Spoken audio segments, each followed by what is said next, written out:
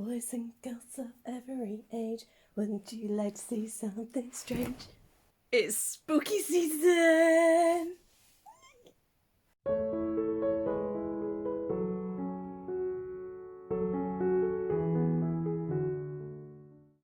Summer is almost officially over. Thank you.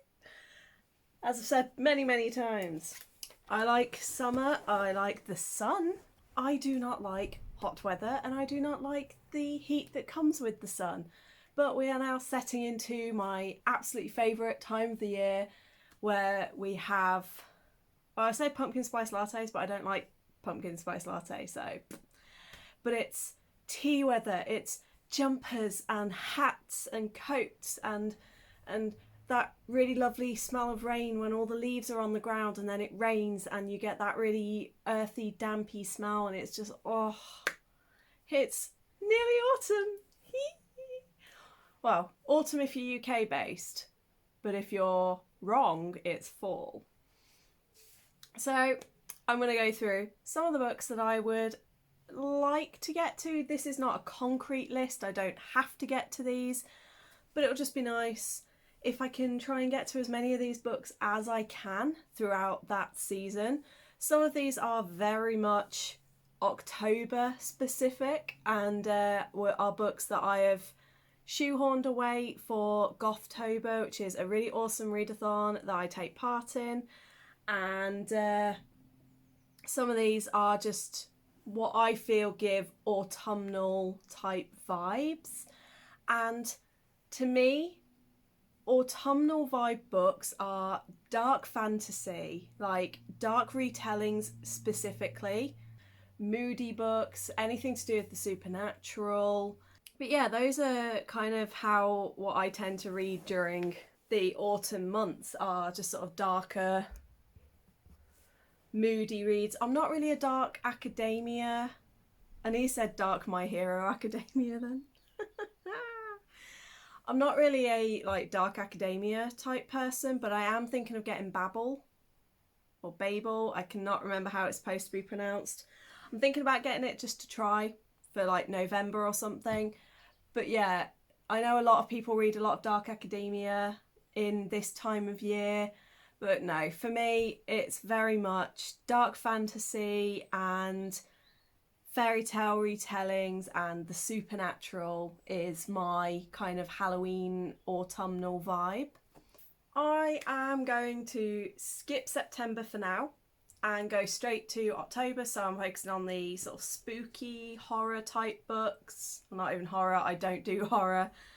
And these are like the books that are specifically that I would like to get to for the Gothtober, but also in general, if I don't get to, I would like to just get to around about this time of year. So starting with the audiobooks, there's only one audiobook that I've got specifically for this, and that is House of Salt and Sorrows by Erin A. Craig. I think I've had this on my TBR for about 3 years, and as far as I'm aware, this is like a retelling of the 12 Sisters or something like that from Grimm's Fairy Tales, and is like a dark and twisty, like creepy, almost horror from what I understand. There's curses and stuff, so obviously that fits with the idea of Halloween. Then when it comes to ebooks, I've got Nettle and Bone by, I've forgotten the author name, but I've got Nettle and Bone, which is like witchcraft and witches and a possessed chicken. We have Witch by Finbar Hawkins, which is about a pair of sisters who are witches. We've got The Witch Hunter. Again, author I can't remember, but the thingy will be somewhere here flashing for you to see. And then I also have Love is Darkness, which I did originally start reading. I got about 60% of the way through. Cannot remember anything, so I'm just going to go back and reread that. And I just know that that involves vampires as well. There's a lot of vampire books, which for someone who says they don't like vampires, I'm doing really well at not reading vampires. And then in terms of physical books, The Raven Boys, all I remember is that it involves a ghost. And is there a character called Blue? Yeah, Blue. That's all I know. But I think if you've been around for a while, you will have seen me declare myself reading this multiple times. So yet again, this is going to be I'm going to get to and hopefully enjoy. We have All Our Hidden Gifts by Caroline O'Donoghue. This one I've been recommended. I picked up a little bookmark for the sequel at Yelp, and it's also signed. So I do want to get to this one, and it involves a tarot deck. So that's very Halloween-y. We then have Cursed, which is an anthology of dark retelling. Some of these are quite horror-y, some of these are just more dark folk tales. But it's got like Neil Gaiman, it's got Christina Henry, which is the reason I picked it up. And many more authors in here. We then have Gideon the Ninth. I mean, does this cover scream Halloween to you or not? I don't think there are any other covers on this list that have a better fit.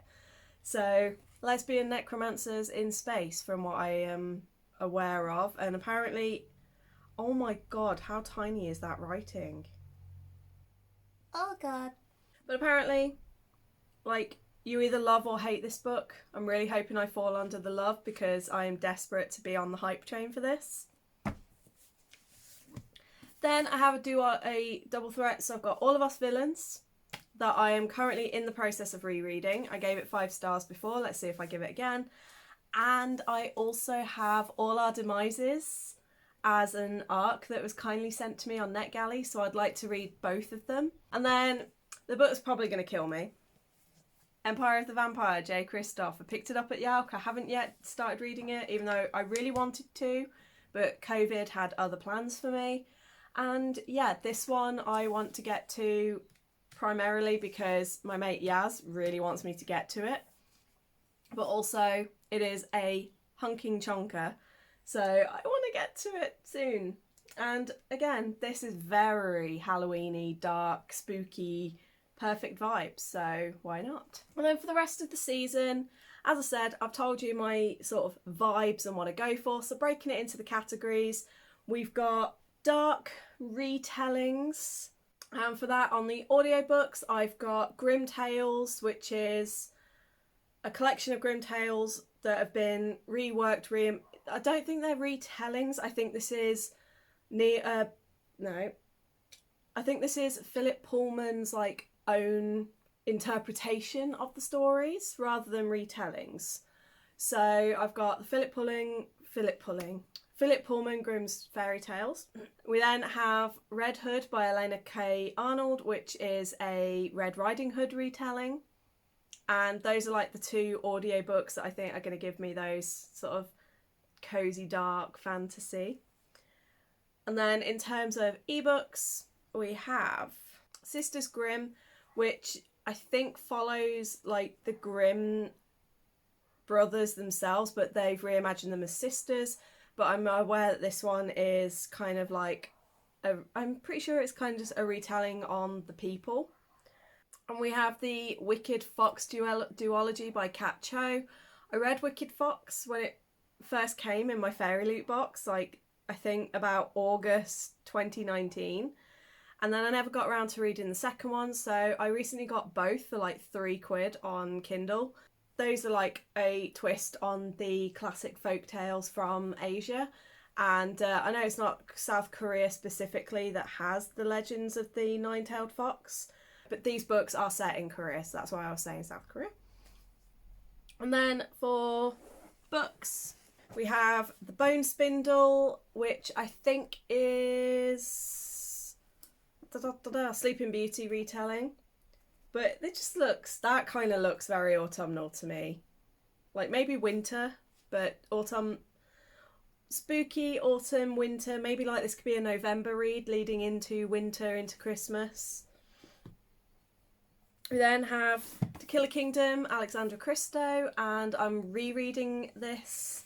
I gave it 5 stars when I first listened to it on audio, but it was one of the very first books that I read when I got back into reading, so it'll be interesting now that I've read about 180 more books since then. It'll be interesting to go back and see if I still want to give it 5 stars. I'm not sure if this is a retelling or inspired by, but I'm pretty sure The Wolf and the Woodsman is kind of like Red Riding Hood or Snow White inspired-esque. Like, it doesn't actually say. But the fact that it's got Alex E. Harrow on the back cover recommending this book, I'm like, because I love Alex E. Harrow. So that's another kind of dark retelling. And then the final vibe that I've got for my autumn reads is just that kind of dark fantasy or just miscellaneous books that I feel give the vibe, but either I don't want to read in October or didn't quite fit the other categories. The first one is The Sunbearer Trials by Aidan Thomas, and this is an arc that I've been given, and the vibes of the book and everything give me more summery vibes. But I don't know, it's like a competition and there's a tournament and there's going to be fighting and magic, and that just says autumn to me. So that is one of my top picks. We then have Untamed Vixen. This is like a smutty dark fantasy, dark romance, I think. But the cover just looks very Halloween-y, very spoopy, so I thought it will fit. And then for audiobook, I've only got one audiobook, and that's The Bone Witch by Ringe Pecco, which again gives me very kind of spooky, creepy vibes. And then physical books, we've got Into the Crooked Place, another Alexandra Christo. And not only am I picking this because it has that dark sort of, you know, midnight, dark, vibey cover, but also the chapter headings have bats, and it doesn't really get much more Halloweeny, spooky, autumnal than bats. And then the final book is Once and Future Witches, Alex E. Harrow, who I was just talking about. And again, this is another reread. I gave it 5 stars last time. Again, I want to see if it's as good this time.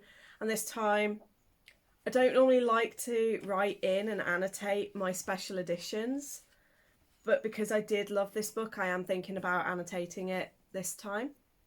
But again, it's the right time of year to be reading witchy books, isn't it? But again, I don't want to fit this into October because I've already got quite an extensive list for October. So this is just at some point over the next couple of months I would like to get to. Obviously, even though I want to get to all of these books, chances are I won't get to all of them, and I can already tell you because I'm about to film my September TBR, and I can already tell you that there are even more books that are going to be added into my next 3 months. So the chances are I'll probably only get to about half of these. As said, in September, most of these books will not feature, but October, November pretty much is going to be this pile of books. Let me know in the comments, do you have a seasonal, autumnal TBR planned? If so, what book are you most looking forward to getting to? I think the book that I am most looking forward to is a joint between the Sunbearer Trials and All of Our Demises, but I'm also really excited / completely intimidated by Empire of the Vampire. Anyway, let me know in the comments if you have an autumnal reading list. Let me know what book you're most looking forward to. And until next time, I will see you later. I hope you're good, I hope you're staying safe, and I will see you next time.